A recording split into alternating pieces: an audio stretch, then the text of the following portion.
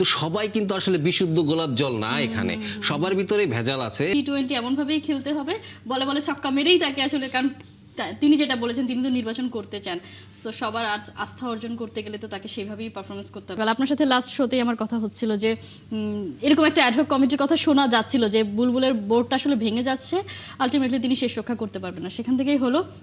তবে এই বোর্ডের 11 জনের নাম দেখে প্রত্যেকেরই মনে হচ্ছে তারা কাউকেই চেনে না, আসলে আসলে কি তাই? একনল অ্যাডভান্সড হাইজিন সোপ এবার জীবাণু ধুলাবালি ঘাম clean bold. A product of Remark.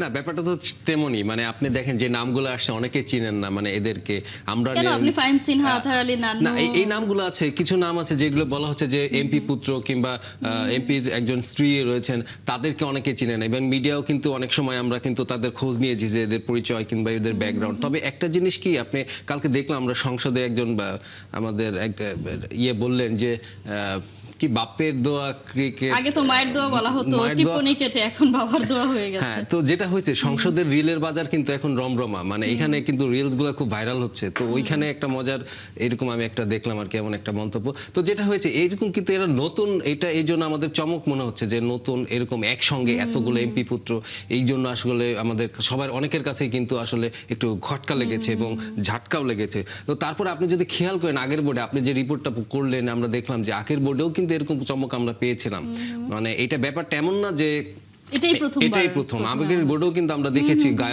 গায়ককে দেখেছি, অনেক ওই যে পাঁচতারা হোটেলের কর্মকর্তাকে দেখেছি, তো এটা আমাদের নতুন না। আর সবচেয়ে বাস্তবতাটা হচ্ছে কি, আপনার প্রত্যেক ক্রীড়ারই একটা সমান ও বিপরীত প্রতিক্রিয়া থাকে, নিউটন বলে গিয়েছিলেন অনেকদিন আগে গতির তৃতীয় সূত্র ধরে। তো সেটাই কিন্তু আমরা দেখছি এখন, মানে এইটা আপনি এখন আপনার কাছে অবাক লাগছে, ভালো লাগছে না যে আপনি খেয়াল করেন যখন নাকি 5 আগস্টের পরে যখন নাকি আহমেদ সাজ্জাদুল ইসলাম ববিকে তিনি কিন্তু পদত্যাগ করেননি, তিনি দেশ ছাড়িয়েও যাননি, তাকে কিন্তু সরিয়ে কিন্তু ফারুক আহমেদকে আনা হয়েছিল, এবং তখন সেটা ভালো ছিল।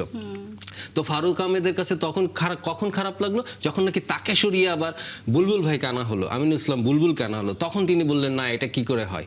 আবার বুলবুল ভাই কি করলেন, বুলবুল ভাইকে সরিয়ে যখন নাকি তামিমকে আনা হলো, তখন কিন্তু এখন বলছেন যে না না এনএসসি এটা কেন করতে পারে।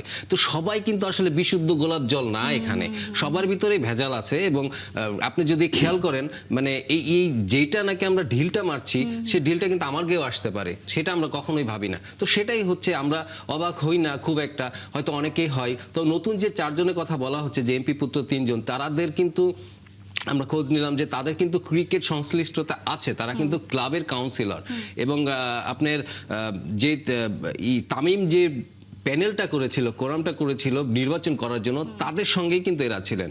তাদের একজন আজাদ বয়েজের ছিলেন, আর একজন ফায়ার স্পোর্টিং কিংবা এরকম কোনো অ্যাপেক্স ক্রিকেটের, তারা 3 জনই কিন্তু এমন কাউন্সিলর ছিলেন যে 3 জন এমপি পুত্র। তো তাদের সঙ্গে হয়তো মিডিয়ার ওইভাবে সংশ্লিষ্টতা নেই এবং সাধারণ জনগণ জানে না, সে কারণে তাদের মনে হচ্ছে। তবে যেটা বললাম যে তামিমের জন্য এটা কিন্তু আমি মনে করি যে বুলবুল ভাইয়ের ওই শিক্ষাটাই তাকে নিতে হবে তামিমকে, সেটা হচ্ছে যে গ্রহণযোগ্যতা এবং আস্থা, এই দুটাই তাকে দেখাতে হবে।